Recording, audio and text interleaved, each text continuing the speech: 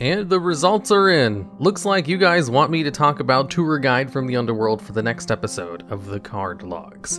And I'm sure it's 100% because of its competitive history, which is quite extensive. And I can't think of any other reason why it won the poll by such a large margin. Tour Guide from the Underworld is a level 3 Fiend monster, which was released in 2011 at the height of the Synchro era, and the beginning of the Xyz era, which simply has the effect to special summon another level 3 Fiend monster from your hand or deck on its normal summon.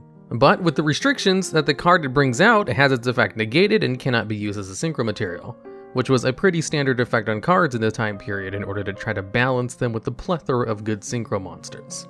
Now, Tour Guide from the Underworld was a TCG exclusive card, which was kind of made in order to make going into the brand new Xyz monsters a lot easier.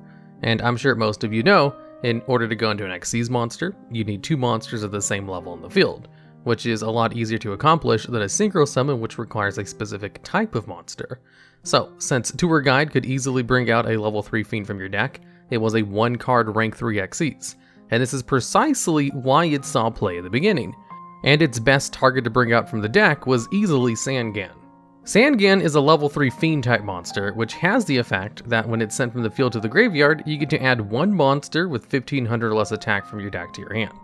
So you could use Tour Guide in order to pull a Sangan directly from your deck, go into an Xyz monster, and then just detach Sangan in order to activate its effect, in order to search with that Sangan. However, Konami, or whoever runs the TCG side of Yu-Gi-Oh!, quickly put out a ruling stating that cards that are detached from Xyz materials don't count as being sent from the field to the graveyard, precisely because Tour Guide Sangan combo was just so good. And even though this combo no longer resulted in a search from Sangan every time, Sangan remained the premier Tour Guide from the Underworld target search until it was banned and errated, which would not happen for quite a while. Now, like I said, Tour Guide basically saw play as soon as it came out, but it wasn't really that prevalent or game-changing after they fixed the ruling on detaching Sangan anyway, and the main reason for this is that the early Xyz monsters kind of sucked. But even with the kind of lackluster first wave Xyz monsters, the ability to summon a monster from the deck of normal summon without a cost was still good enough that it was played alongside synchro decks, even if not really used to combo with them. But then towards the end of 2011, a few pieces of new support were released from an unexpected archetype, which really shot Tour Guide from the Underworld up to actual powerhouse competitive status. Tell me, Sangan, when you think of my tour bus to the Underworld, which archetype immediately comes to your mind? Dark Worlds? Yes, exactly. Dinosaurs. Sangan, hop on my bus to Dino World. What? That has nothing to do with dinosaurs. It has everything to do with dinosaurs, and you're coming with me, so that you can search out Rescue Rabbit. What do rabbits have to do with anything? Towards the end of 2011, a new card was released called Rescue Rabbit. Rescue Rabbit was supposed to be a balanced version of Rescue Cat, whereas Rescue Cat allowed you to special summon 2 different monsters with effects, and even allowed you to use those effects the turn they were summoned from the deck. Rescue Rabbit was supposed to be balanced by the fact that it could only target normal monsters, and could only special summon 2 normal monsters of the exact same name, so no pulling out a tuner and a non-tuner for synchro plays. In addition, Rescue Rabbit could not be special summoned from the deck, banished itself in order to activate its effect so it couldn't be brought back from the graveyard and reused easily, and finally, had a hard once per turn. There was no way Rescue Cat could possibly be broken in comparison to its way less restrictive Rescue Cat, which was banned at this point.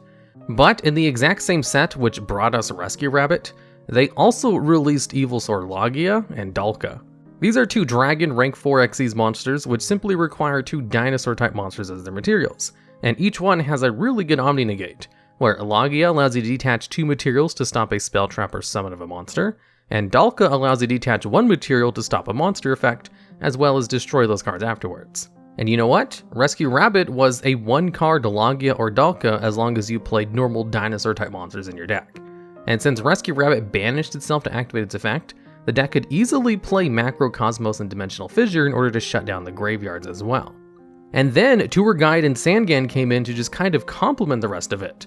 Tour Guide could allow you to go into Leviair the Sea Dragon in order to reuse Rescue Rabbit on a different turn, and Sangan could be used in order to search out Rescue Rabbit if it wasn't used to go into an Xyz summon. And Dino Rabbit decks really show the power of cards that can special summon other monsters from the deck too easily, like Rescue Rabbit or Tour Guide from the Underworld. So both of them got hit on the ban list in order to try to curtail this really dominant deck. Although it wasn't just Dino Rabbit that saw the potential of Tour Guide. It started to just be a plain staple in pretty much everything else. It was also played in wind-up decks, chaos decks, Inzektor decks, any meta deck that had a pulse, really. It wasn't until 2012 when Dino Rabbit got hit even further that Tour Guide from the Underworld finally stopped being as prevalent in everything, also being restricted on the ban list herself. Although I should say, it still absolutely saw play even after being restricted. It never really stopped seeing play in the history of the card existing, but it didn't really make a huge resurgence until 2014. Venti. Okay, I can do this. I've been stuck in hell for the past 12 years. It's finally time for me to shine. Are you ready? It will be your first time in this junction. Yes, I got it. You must be the tour guide sent to lead me to the place. Yes, come, it is your time. Can I help you, sir? Yeah, I'd like to order a large mocha iced coffee with extra creamer. Sir, do you mean a venti? Damn it, I thought I practiced this. In 2014, the Burning Abyss archetype was released. This is an archetype that revolves around level 3 fiend-type monsters, who have the special distinction that they have the ability to special summon themselves from the hand, as long as you don't control any spell or trap cards. They also all have graveyard effects, except for their tuner monster, which can't be activated if they use their effect to special summon themselves from the hand. So, they're bounds around the notion that you could either bring them out from your hand, or use their graveyard effects. And also, they have a really harsh restriction on them, where they immediately destroy themselves if there's any other non-Burning Abyss monster on your side of the field. And Tour Guide kind of works with them perfectly. She can search out any Burning Abyss monster from your deck on her normal summon, and the downside, where she negates the monster effects, actually ends up being a benefit for the Burning Abyss monsters, because it means it won't destroy itself being on the field with Tour Guide. Then you can use them in order to go into Dante, their really good rank 3 Xyz monster that allows you to detach that Burning Abyss monster in order to activate its graveyard effect, also milling 3 other cards from your deck. And the Burning Abyss monsters were created in a way where they do gain effects from being detached, unlike Sandgan. And Burning Abyss have been one of the longest living archetypes currently in the game.